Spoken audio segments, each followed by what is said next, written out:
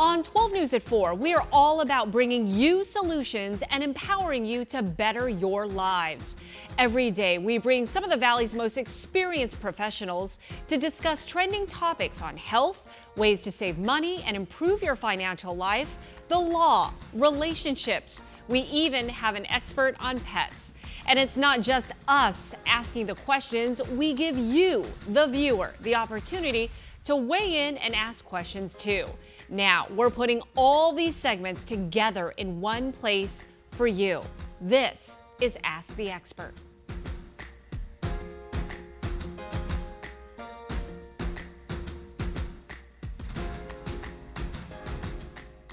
It is now time to ask the expert. So joining me today is dermatologist Dr. Elika Haas of Mayo Clinic. Thank you so much for being here. And she's here to talk about rosacea and the symptoms that we should be aware of and really how to treat it. So first off, what is rosacea? So rosacea is a chronic skin condition characterized by redness and flushing of the central face. Patients often have small pimples or visible blood vessels.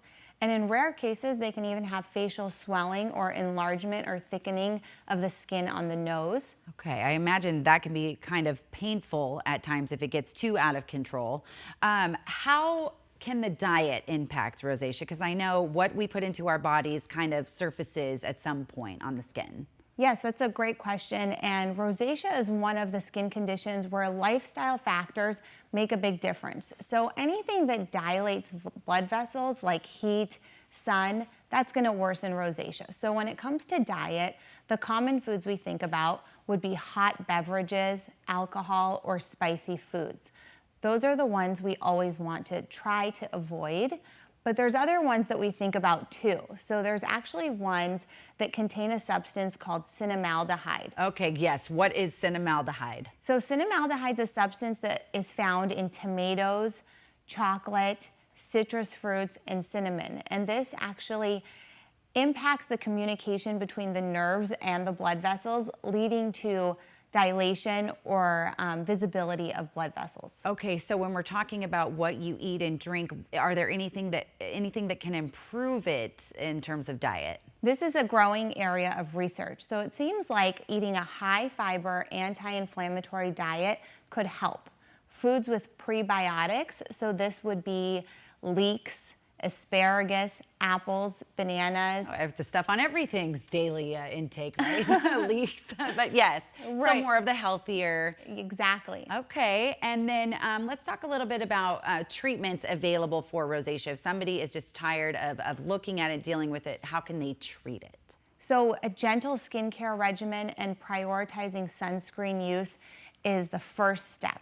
Okay. After that, looking for ingredients like niacinamide, azelaic acid, vitamin C. These can all help improve rosacea, and they're all over the counter. There's even something called sulfur soap that you can buy low cost on Amazon that's anti-inflammatory and antimicrobial, which can really help calm the symptoms of rosacea. Okay, and we know in worst cases you can go and then get medical treatment. Obviously, there's the over-the-counter options for creams and such, but what sort of laser therapy is involved if you want to really try to get rid of it? Generally speaking, there's two devices that we use for rosacea, and they're mainly targeting the background redness and the visible blood vessels. My favorite one is called Pulse Dye Laser, or the brand name is V-Beam. Okay. And that helps target the hemoglobin in the blood vessels, makes them swollen and inflamed, and then they shrink down and they look better. How about that? Now, typically when you go to get laser, you need a couple of different treatments for it to actually take effect. So in that instance, would you need multiple treatments over time just to kind of make sure? Generally, most patients do well with 3 treatments about 1 month apart. Okay. That can give about 50 to maybe 75% improvement in the symptoms. But they're always going to want to come back because rosacea is genetic, and with all the triggers, it's going to want to come back. So maintenance treatments are super important. Okay, Mom, do you hear that's genetic? Uh-oh, something to look forward to. Okay, Dr. Elika Haas is going to be here with us for the full hour. So if you have any questions that you'd like to ask her, she's going to be here. Just shoot us a text, 602-444-1212, so we can get you the expert answers that you need live right here on the air in about 20 minutes. And on that note, it is time to ask the expert. Here to answer your questions live on the air is dermatologist Dr. Elika Haas. And she's of the Mayo Clinic, so she's going to answer a couple of these questions. So first off, I drink coffee every day. Should I use a certain type of milk to avoid a rosacea reaction? So this is an interesting question. It's kind of two parts. Is the dairy an issue? So dairy is thought to be inflammatory, but it doesn't mean it's a trigger for everyone with rosacea. This person could consider keeping a food diary to see what's triggering their rosacea, or trying an elimination diet to see if after a couple weeks of no cow's milk, will that improve their rosacea. Then they could try a non-dairy alternative. Okay, a little trial and error, I like that. If this is the next question, if I don't add fish to my diet, would an omega-3 supplement suffice? This is also a great question. Omega-3s have been shown to help with ocular rosacea. So that's actually involvement of the eyes, which can present as red, watery, gritty feeling, irritated eyes. So omega-3s help with that, and supplements can help. For the skin, there's some lab data to show it might help, but clinical trials are still needed. Okay, sneak in the salmon skin roll if you can. All right, how effective is Accutane for treating rosacea, and what are the side effects? Boy, Accutane, that was popular in high school. Oh yes, so Accutane can help with rosacea, but generally it's at lower doses for a very long period of time.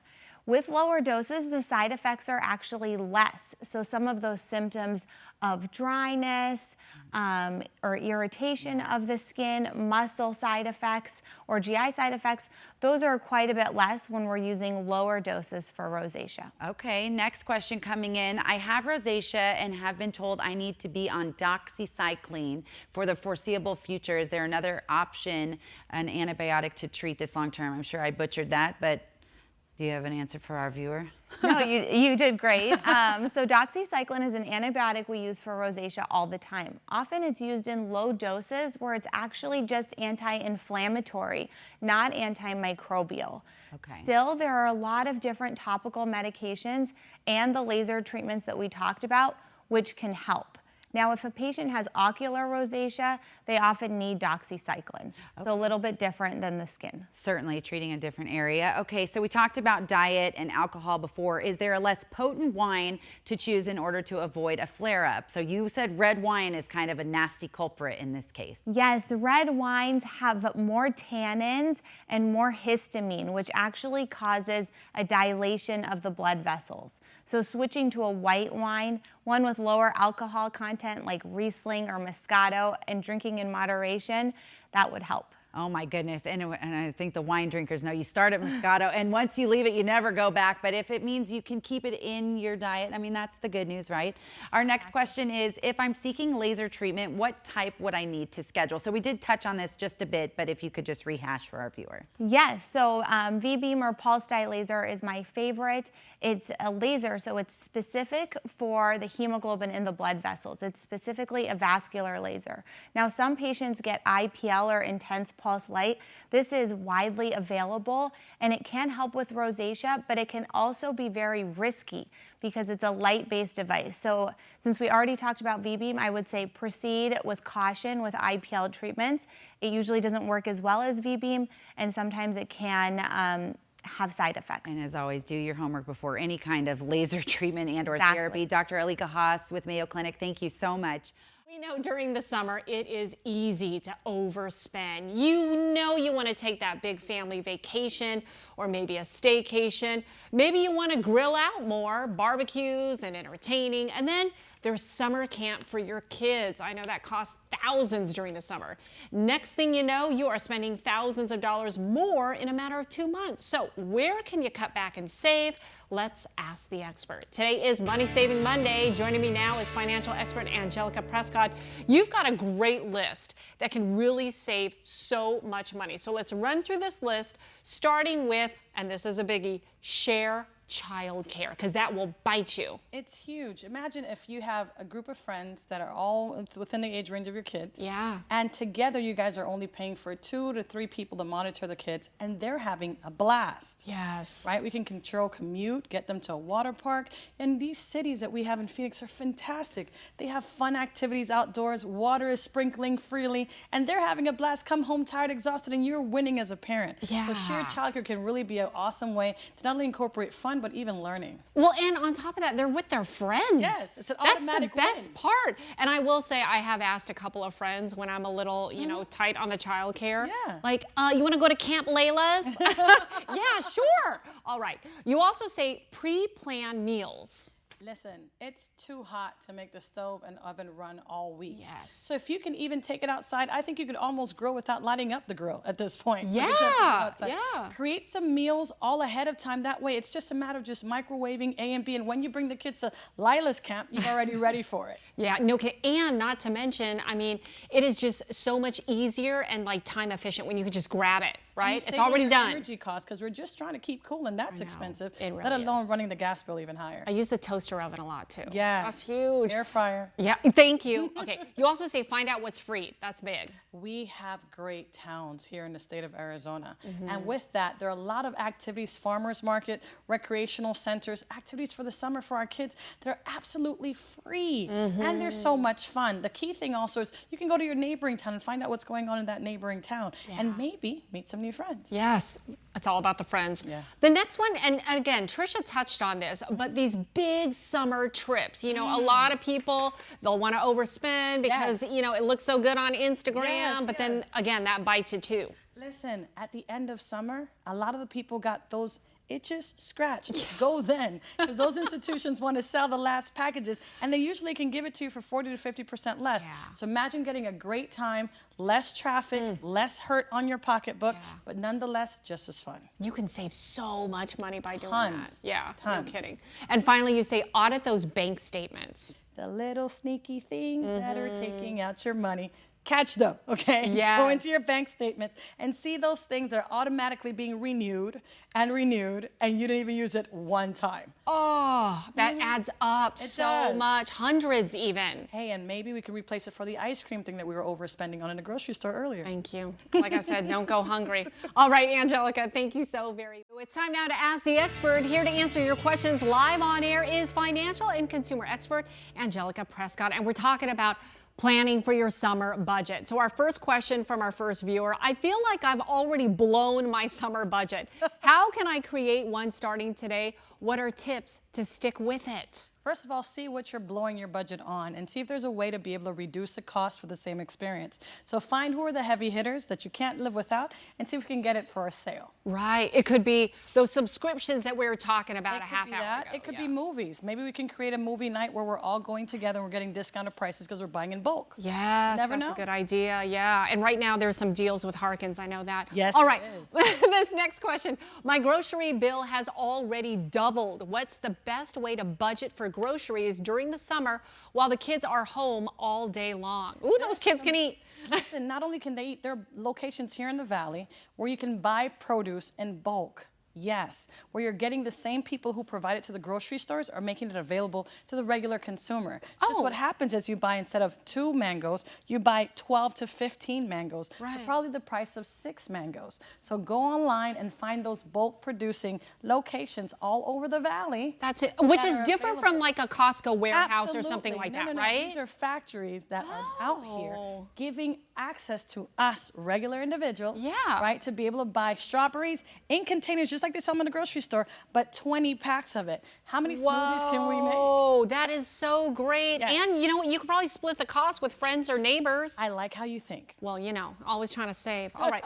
What framework do I use to help my young adults plan their long and short-term goals with their summer income? Oh. Well, first and foremost, let's assess how much summer income is going to be. So let's say if they're working, let's see how much money we're going to make in that window of time. Yeah. From there, backdate it. All right, so if we're going to only make $20,000 in a year, we're probably just making a couple thousand during the summer. How much are things costing? And make sure that they plan and save not only for this summer, for next summer, from now. Yeah, plan ahead for the future. Absolutely. Okay, that's good. This question, my kids are always asking to go to expensive places like the amusement parks. Oh, I can relate to that. What's a good way to save for that? Maybe there are memberships to these amusement parks that can give you a 60 to 80% discount because you're going to be signed on with them for the next coming years. Now, don't do it when your kid only wants to go there one time ever. Go to something that, join memberships for something that's going to be something that's ongoing. And maybe with that, knowing that they have you as a customer, Right. they'll discount the price for you. Ooh, and you know what else I've noticed too that pops up in my emails is when there's like a major holiday, like Memorial Day, for Yes. instance, there was There's a sales. huge sale. Huge Yes. sales. Huge So sales. maybe during the holidays, look out for those And sales. it's always going to come again and again. So if you missed the last one, there's another holiday coming in. 4th of July. Let's take advantage of it. Let's go. All right. How do I make a budget to plan for bigger trips? What can I do to cut spending and set aside some money? Should I put it in a separate account so I don't see it every day? Yes, and round up. So let's say if you spent $110, take an extra $10 to put towards that account. So round up to make sure that you're always stashing some money into the account for these bigger trips, because these dollars can add up. Yeah, and those trips are expensive. They're not going to stop being that way. No, they're not. It's only going up. All right, Angelica, you were awesome. Thank you so very much. So good to see you. Seniors across the U.S. continue to take aspirin every day, even though they shouldn't be. Outdated guidance recommended a low dose daily to reduce the risk of blood clots. Since aspirin thins the blood, it can prevent clots. But experts warn taking aspirin daily could also come with undue consequences like excessive bleeding. New research found nearly 30% of adults 60 or older are still using aspirin, and about 5% are doing so without medical guidance. So seniors should definitely talk to their doctor about what's right for them. Well, it hasn't even been a full 2 weeks into monsoon season, and we have been slammed with storms from the valley to the high country. But along with the change in weather can come a change in our health. Did you know that the monsoon can actually take a physical toll on us? For instance, more flare-ups and migraines, allergies and asthma. But there are things that you can do to try and stay healthy during monsoon season. So let's ask the expert.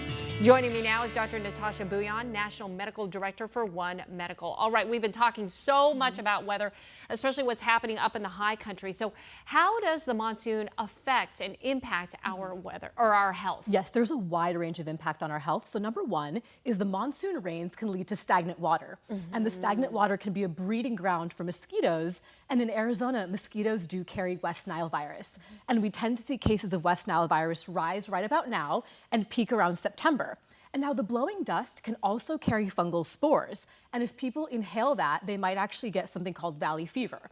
And valley fever is the same in terms of the incidence with West Nile. We see cases rise right about now and through September.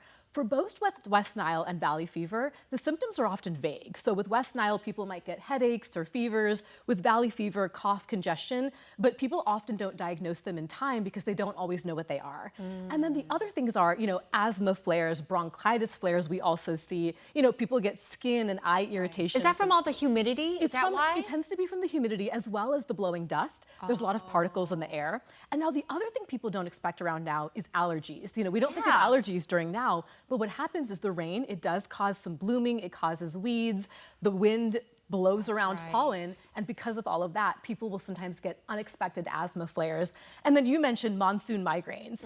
I have a lot of patients that tell me they know when a storm is coming. Because of the fluctuations in barometric pressure, they will get headaches and they'll get joint pains. And so people start to feel those body aches and pains because of the monsoon. And then the other thing I alert people about is just traffic hazards. That can play an impact on our health as well. Okay, so, traffic, we know what to do. Obviously, drive safe, don't, go into the flooded areas. But what are some tips to stay safe for the other things that you were talking about? Well, right about now is a really good time to protect ourselves from mosquitoes. So what I tell people, of course, is remove any stagnant water from your yard. It might be sitting in puddles, it might be sitting on toys, on patio furniture. So remove all of that because mosquitoes will breed. Check all of your screens right now to make sure that they don't have any holes. Close your windows during dust storms. And like you were saying before, during a dust storm, we don't want to be running out and about. And then of course, we don't want to be driving. So pull aside, stay alive. And then a lot of people don't actually know, turn off your lights because those lights can actually attract other drivers. And so people will end up running into you because they don't have good depth perception. And I think like as well, don't drive through flooded washes. One thing people don't think enough about though is puddles. A lot of kids play in puddles and those rain puddles, it can actually have a lot of bacteria and germs. Those are not very safe either. And so we tell people to stay away. And then of course, stay hydrated because people forget, even though it's humid, we can still get dehydrated. So drink plenty of water right about now. I'll tell you, I was after work yesterday, I was headed into, raining cats and dogs. I had so many errands to run and I was like, you know what? Not even worth it. better to There stay is safe. there was so much traffic. It was coming down sideways. I mean, it was crazy. And in situations like that, you know what? It's just not worth driving if you can avoid it. Right, turn around and don't Yeah, drown. I went That's what we straight tell home. people. Yep. Turn on some Netflix. Okay, so let's go over some monsoon myths here. First one up, exercising outside can be unsafe. Well, this is a little bit of common sense. So during a dust storm, we don't want people outside and inhaling all of the dust because you could get valley fever, you can get sick. But in general, during monsoon season, it's fine to exercise outside. Even if it's raining, some people enjoy exercising in the rain, so that's fine. Okay, next one, you can skip sunscreen on cloudy days. That is a myth. Yeah. So UV radiation can penetrate those clouds. It can cause sunburns. It can increase your risk of skin cancer. So even on cloudy days, be sure to wear sunscreen. Absolutely. The third one, avoid veggies and seafood during storms. Okay, Natasha, I have never heard of this. You know, this is interesting. I think this is born from the fact that during storms, a lot of people have power outages like we were talking about earlier. And so during a power outage, I grew up in Arizona. I've had a power outage every single year during monsoon season. My fridge breaks down. And so if your fridge breaks down, your food is safe as long as it's been less than 4 hours and the food stays less than 40 degrees Fahrenheit. But if it's been more than 4 hours, you've got to toss all of that food. And so I think a lot of people think seafood and veggies, are they unsafe in the humidity? Do they attract mold? As long as you're storing them safely and you clean them, they're safe to eat. Yeah, and the potato salad and stuff like that, like the things that you think about at the barbecue, Exactly, right? yeah. And so I think with freezers and fridges, you know, the power goes out. We just don't want food sitting in there. Yeah. And it can smell, and if it's been 4 hours, you got to throw it out. Excellent point. All right, Natasha, thank you so much. Okay, as monsoon season sweeps into the valley, let's ask the expert about our health. Here to answer your questions live on air is Dr. Natasha Bouillon. All right, our first question. Can the dust carry carcinogens? If so, what? Well, I don't want to scare anyone, but yes, the dust can be dangerous. And in the Southwest in particular, dust can carry silica. And if people inhale that in their lungs, that does increase people's risk of lung cancer in the long run. And so we do say you have to be careful in the dust. The other thing about the dust is it can carry things like pesticides and herbicides. And so again, the dust isn't safe to inhale. And this is why we say in a dust storm, get inside if you can, because it really does have a lot of dangerous substances mixed in there. I did not think of that. Okay, that's interesting. Next question. Are the Zika and West Nile viruses still big concerns? Well, West Nile virus is actually endemic to Arizona. And so every season we tend to see cases, usually about 100 cases. But I think a couple years ago in 2021, we had like 1,700 cases. And so there are some seasons where it becomes a lot worse than others. And even some deaths. Yes, there's some deaths, a lot of neurological impairment. So this can be dangerous. It's really good to be vigilant about West Nile. Zika is not endemic to Arizona. And so if we see Zika, it tends to be from people who traveled and got infected globally and then perhaps brought it back to Arizona. But West Nile is endemic. The other one to worry about is a disease called St. Louis encephalitis. I know it has St. Louis in the name. Similar to West Nile, it is another disease that mosquitoes carry. And so this is why we want to avoid those mosquito bites. And if you get a mosquito bite and then you feel sick a few days later, don't hesitate to see a doctor. Ooh, okay, good advice. Do colds, viruses, and COVID spread differently in dry air versus more humid air? This is a great question. It actually does spread differently, and it tends to spread actually more easily in dry air. And the reason why is because those viruses travel in little particles in the dry air. They're not as heavy, and so they can travel further, and so people tend to get a bit more sick in dry air. Oh, that's so interesting. Then it's next question. The mosquitoes are so bad. What do you recommend for bites? I love this because I can relate to this. And every time I sit outside during the dust, I call it sweet blood. yes, it's like my legs and my arms are all covered. And so here's a couple things I tell people. Make sure that you wash the area if you get a bite, and then use ice to decrease the inflammation. And a really good trick is to make baking soda and water paste. If you apply that to a mosquito bite, it's kind of a natural anti-inflammatory. It can soothe the skin, it can decrease the inflammation. After you apply that, then you can use an anti-itch cream or an anti-inflammatory cream that's over the counter, but that often keeps it at bay. I've never heard that. Yeah. Baking soda and water. Make the into a paste. Put it on. Put it on for your how mosquito long? bites. Just 20 minutes is sufficient, 10 to 20 minutes. It should calm down that mosquito bite. Because if you don't apply anything to the mosquito bite, the next day it can be really big. Yeah. Oh my gosh, I am so doing that. All right, next question. Do you know of any natural remedies for mosquito bites? I think this goes back to what you said. I've heard lavender soap, Avon's Skin So Soft, etc. But do they really work, or am I just wasting my money? Okay, so there's two approaches. So for actual bites, Lavender oil does work. Chamomile, basil, aveno, I think those are really good things to apply on mosquito bites. Aloe vera, it can be soothing and it can be calming. That does work. Okay. Now, preventing mosquito bites is another story. Yes. I know a lot of people, they don't want to wear DEET or mosquito repellent. Yes. Even though it is really effective, some people don't want a synthetic, chemical. And so they've looked into plant-based repellents, and there's some that do work with pine or peppermint. The problem is they only last 20 minutes. And so if you use a plant-based mosquito repellent, you have to keep reapplying every 20 to 30 minutes, whereas if you use DEET or something synthetic, it lasts for about 5 hours. And it's safe. It's safe to use. Yeah, Okay. it's been studied by the EPA. It is safe to use, and there's different percentages in strength. Right. And if you're worried, you can use a lower strength at like 10%. Oh, that's so good to know. And you know what? You're right. I have started to see more plant-based repellent. Yeah, because people are trying to be, aware of environmental carcinogens, which I think is good, but also we have to weigh that against, you don't want a mosquito bite because that can have diseases as well. So. Excellent advice. Baking soda and water. Okay, I'm so doing that. Thank you so much, Natasha. Always great to have you. Being alone doesn't just have an emotional toll. It can physically affect your health, especially your heart. According to a new study, chronically lonely people are 56% more likely to actually have a stroke. The findings are based on a health and retirement study from 2006 to 2018. That study looked at roughly 9,000 people's cardiovascular health. Previous research has linked loneliness to other problems like insomnia and inflammation.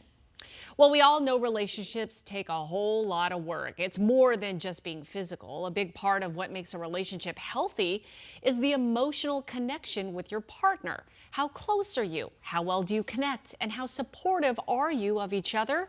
Those are some of the key factors that make a good relationship. So let's go deeper on this Wellness Wednesday. Joining me now is therapist Juliana Liddon. Juliana, we always hear about physical intimacy, right? But explain why emotional intimacy is different and so important. It is so important. It's when you go to that other level. Yeah. It's when you really can connect with someone, not just in, like you said, the physical, not even just up here. Because where this we're talking. fades. Yeah. Let's be honest. It goes away. It sure does. Yeah. So you want that heart, Right. You want to be able to talk What's at inside. that level. Yes, what's Yeah. inside. So make a good choice. Yeah, so speaking of choices, let's go over some of the intimate signs emotionally. Yes. So when you have that kind of willingness to share, and you're going to that place where so many people sometimes put up that wall. Yeah. Because they've been through so much pain. Right. And it's hard for them to kind of move into that space. Be vulnerable. Yes, it Yeah. is. And then that other piece is like that safety. Right. This isn't just about being physically safe. This is about really knowing somebody has your back. And they're there with you. And when it comes to, feeling deeper, Yeah. that's hard too, to get down to that level and really kind of expose, Because it's difficult. So many of us have trouble getting to that deeper place, but I try to encourage my clients and my couples especially, if we don't start talking from this space, it really creates more problems because we're just walking around kind of numb. Exactly. So let's talk about how to build this deeper emotional connection with our partner. Yes. So one of the things I say is gratitude for actions. So start to tell your partner what you appreciate about them. So the little things, maybe they got you the coffee in the morning. Maybe they made your bed when, you were busy doing something. Right. Start doing it. That's very small. Yeah. But instead it of just makes- saying thank you. Right. It Right? makes a difference. And then how's that feel? It always feels so good and it's contagious. Yes. So that's one way to just start to gradually deepen this. Yeah, and it makes them kind of want to do it more, right? Which is what they want. Make my bed more. All right. Next up, you say, ask, remember when. I like this. I love the remember whens. This is when you think back to the times that were special for you guys and you bring it up and all of a sudden what happens is you start to reminisce. Yeah. You start to drop into this place of these memories and these feels. Right. And it feels like it was so long ago, right? Yes. To resurrect that, it just brings that sense of closeness. It does. It Yeah. does. It's a good thing to do all the time. You can even do it with family and and kind of bring in that energy. Yeah, It's so reminisce. good. Yeah, Yes, so yes. good. The next one you say create connection rituals. What do you mean by that? So I tell my couples it's really important to do check-ins. So make this a ritual. And this means we're going even a little deeper. We're going to start saying to each other, hey, how you doing, babe? What's going on? How are we doing? Yeah. And have those check-ins because, again, it's so easy to float through our day. Right. And this is going a little deeper. You have to think a little bit more and you have to be cognizant of what's happening Right. between the two of you. And because so many times when I think about, checking in, it's usually when something's gone wrong. Yes, that's Right? right. That's Like, what's right. going on? How are you? Right. But you're saying do it on a, Do it on a random basis? Yeah, I would just say once a month. It's so important to get the pulse and really listen. Yeah. Really listen. And then you're getting into that emotional space.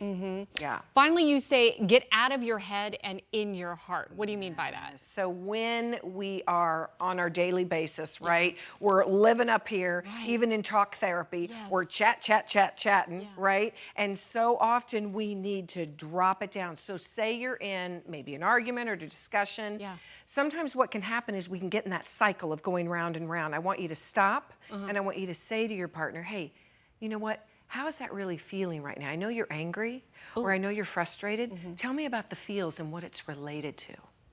And you pause for a moment, you kind of drop into your heart and you just stay with it.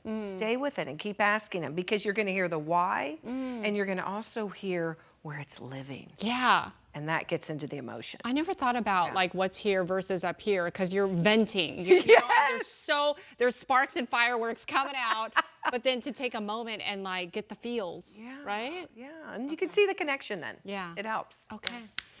I'm going to try it. Doesn't happen overnight. Juliana, thank you as always. Now it's your turn. If you have any questions you want to ask Juliana today, text us 602-444-1212. Again, make sure to let us know who you are and where you're texting from, and we'll get some of your questions answered live on the air in about 20 minutes. Answer your questions live on air is family and marriage therapist Juliana Liddon. All right, our first one.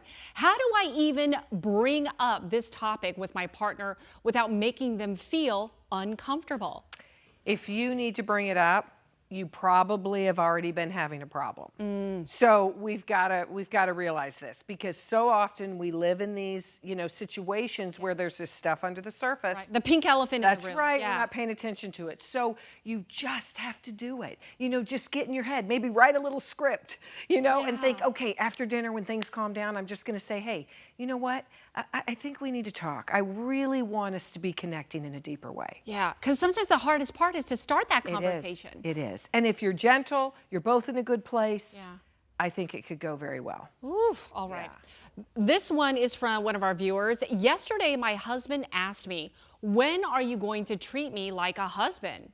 What are a few ways I can show him better emotional intimacy? Wow. First of all, okay, thank you for being so vulnerable. Right. I mean, that takes a lot. I love Yeah. it. I love this. Thank you so much. And, we could go on for an hour. I mean, Yeah. we cover this in a session for quite a length of time. But what I would say is, first of all, you're willing. And you're listening and you're trying, and that's so important. So what I want you to do is sit down and I want you to start to listen. So take time and really hear what he's saying. Right. When he starts to talk, just because listening is an art. Yeah. It's very, very hard for many of us to do. Well, and not feel attacked. That's right. You know? And that's the first way to ease into it. If you're Yeah. going to listen and then put it back. So what I'm hearing you say is, Yeah, so that you can understand. right, so you're feeling that I'm not there for you. So tell me a little bit more. So what does that look like? What's it feel like? Right. I want to be here. Yeah. Okay? Ask for examples. That's right. That's right. And then listen. Yeah. It's so easy to, Right. Or just like block it out and like Right. hear what you only want to hear. Exactly. Right? Right. So that's a good place to start. Okay, that was good. Thank you. My partner and I have trust issues, not necessarily because of each other, but our past. How do we look past those issues and learn to trust each other and feel safe?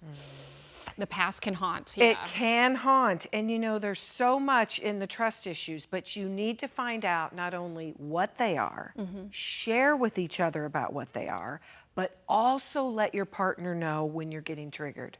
So I had this issue in the past. I was betrayed, and all of a sudden maybe he or she's going out and staying out a little late. Then you need to say, hey, you know what? I just want to be really honest. That felt really kind of yucky, Right. and I felt a trigger happening Yeah. because of my old trust stuff. Yeah. Talk about it. Work through it. Oh. It's the best way to do it because we all have that stuff. Yeah. You know? Acknowledge it Acknowledge it. and then move forward. Right, and find out what's under it, Okay. right, where it came from. Okay, Yeah. that's powerful. All right, okay, well, thank you so much. We had so many good viewer questions. We ran out of time. However, the good news is tomorrow, Juliana is going to be back with us. But this time, we are going to talk. Well, we all know kids get bullied, but what we don't talk about too much is adult bullying. Did you know 31% of Americans have been bullied as an adult? That's almost 1 out of 3 people. The survey was conducted by Harris Poll on behalf of the American Osteopathic Association, and it found that adults are being bullied at levels similar to adolescents, and the health consequences may be reducing their ability to function. So why do adults bully, and what can you do about it? Let's ask the expert. Joining me now is therapist Juliana Litton. All right, Juliana, what does adult bullying look like? It can be really devastating. It can cause a lot of depression, anxiety in people. And a lot of times you see harassment via texting. You see rumors being spread throughout the workplace or Yeah. wherever that is. It's really debilitating for people. Yeah, it can get really ugly really fast. It can. But why would an adult feel the need to do that? They have radical insecurity often. They really don't feel good inside. A lot of times they've grown up being shamed. So there's a lot of shame, Right. and they want to, kind of shame someone Yeah, else. take it out on them. Yeah, and it's like I want to bring your light down. Oh, You know what I mean? yeah. So it's just it's insidious Right. sometimes when it happens to people. And it could be a form of control and a Absolutely. power trip, It right? is. It's absolutely power. And they don't have it in their lives. So they want to find a way to get it. So they'll do anything to kind of, like I said, pull that person down or dim their light. Yeah. You say that bullying is a silent epidemic. I am not familiar with that. What does that mean? So what it means is often the bully, when we're talking about the workplace, will make friends with their superiors. And when they do that, they're kind of in the good with them. And then when they bully, it's like, oh, he wouldn't do that. So for example, if you were to come to your superior and say, hey, Right. this is happening to me, Right. they're like, oh, I don't necessarily believe that. Oh, So wow. it's really, kind of subconscious, but they know what they're doing. And it makes it really difficult for the person who's getting abused in that way. Yeah, the consequences are very, very difficult. They are. So do you think, is it a learned behavior? They say it very much is. Think about it. We don't come out naturally bullying, right? yeah. So often you've been bullied or, like I said, shamed or abused like in a some cycle. way. That's Yeah. right. And so it's your way to retaliate. Yeah, it's Yeah. so sad. So the big thing here, what can people do about it? Well, especially in the workplace, I say it's so important that you get people in, do a workshop explaining to everyone that this is real, it does happen, and we're not going to tolerate it. Right. I also say confront the bully. I spend a lot That can of be time- hard, very Juliana. hard, very, very hard. Yeah. And I spend time actually going over, scenarios with clients as to how to language it. Yes. But it's important. I mean, even if you go to them one-on-one and you basically call them out and say, look, I know what's going on here.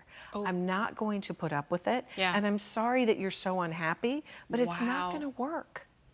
And when you just, Wow, that's very far. I thought you were going to say, this is how I feel. This Yeah. is this is how you make me feel. But I No. mean, that's a little. You just get right in, especially when you're talking one-on-one. Yeah. Because they know what's going on. And Right, then that's right. it. You block them, you turn, you just let them you know, do it I kind see of- you. Yeah. Yeah. A little forcefully. Well, a little Yeah, bit, yeah. yeah. I mean, hey, you're getting abused. Right, that And is. especially when it's bad. Yeah. You can't tolerate it. Wow. Okay. Ooh, that's good. Here to answer your questions live on the air about adult bullying is therapist Juliana Litton. All right, our first question is from Bill in Phoenix. I have been bullied off and on through my life, and now it's happening in my work environment. The bully tries to cut me down in front of others, and it is so awkward. What should I say to him? Ooh, this is That tough. is so awkward, and I've heard this before. And I kind of have a tough stance on this, especially if it's in an environment where there are other workers around. Right. I think it's important you've got to cut this and say out loud, hey, you know what? I know what you're doing. It's radically unprofessional, and I'm not going to put up with it. Okay, but should you say that in front of Yes. everybody? Yes. Oh, wow. Now remember, I hear about this a lot, and some of the things people say Yeah. are really bad, like really cutting them down. yeah. Oh, you're worthless. You don't know what you're doing. Wow. Oh, that's what you think is, I mean, really things that can be bad. Now, I know that's extreme. So if you're dealing with that, I suggest you come in and really nip it. Yeah. Okay. Wow. Okay. Yeah. Jackie from Tempe says, my daughter is being bullied in her sorority house by 2 girls. They really gang up on her. She is too embarrassed to confront it and allows it to continue. As her mom, what should I encourage her to do? Oh, This is a tough one. And it even happens, you're in a sorority and you think, oh, it's that sisterhood, right? Like, Right. this shouldn't be happening. Yeah. So I'm going to go with this again, and I'm going to say if you can do one-on-one first. Okay. And talk to the person that's bullying you and just letting them know. You don't have to go as hard as I was saying in that scenario Right, in front of before. everybody, yeah. Right, but just say, hey, my feelings are hurt, and, Yeah. and here's what happened last time. Right. And I hope we can learn to get along. So you're setting the stage for this, Got it. and you're letting them know what they're doing is inappropriate. Yeah, and that is a much more softer approach. Of course. Than the Exactly. workplace environment. Exactly. And that's if it's been going on too. Okay. Those things. Boy, it'll stop. Yeah. In that other I know. scenario. Yeah. If you do that. Oh, I'm sure. I'm sure. All right. The next question from our viewer. How should I respond if the person always denies their behavior? Boy, it happens a lot I too. bet. So what I've said in the past with this is, have it documented in a text or whatever. So if sometimes they're getting harassed via text, make sure that you let them know you're aware of this, it's in writing, and then you block them. Or maybe an email, that way it's kind of another way of making it known. And that, I'm really not going to tolerate it. Right. And they may still deny it, and then Yeah. you just have to move on. Yeah. Okay. All right. Move on. Okay. This viewer says, my boss is the bully. How in the world do I address this? Do I go to them directly or to HR? And I bet this happens a lot too. It does happen Yes. a lot. I say try to handle it with the person first. Okay, just like with the boss. Yes, Yeah. even with the boss. And again, you're going to go in very soft, right? And you're going to just explain the scenarios Right. that lead you to this, place. Like where what you- happened. Right. Yeah. And can we work something out, or are you aware of this? What can I do to make it better? Maybe we can work together. Okay. So try that, but it's hard for people. Well, and I was going to say, when it's a manager, I mean, Right. I'm sure you're scared of retaliation too, or getting fired. Exactly. So that's when you also have to weigh your options. Hey, am I happy here? Sometimes you have to make those decisions if it continues because it's abuse on a certain level. Sure. And that So- affects your productivity. Right, Yeah. it does. And your whole life. Absolutely. Yeah. Oh, Juliana, tough topic. Thank you Yes. so very much. We Yes. appreciate you. Thanks for watching. Be sure to follow our YouTube channel for more content and watch the Ask the Expert segment weekdays at 4 p.m. and right here on our 12 Plus app.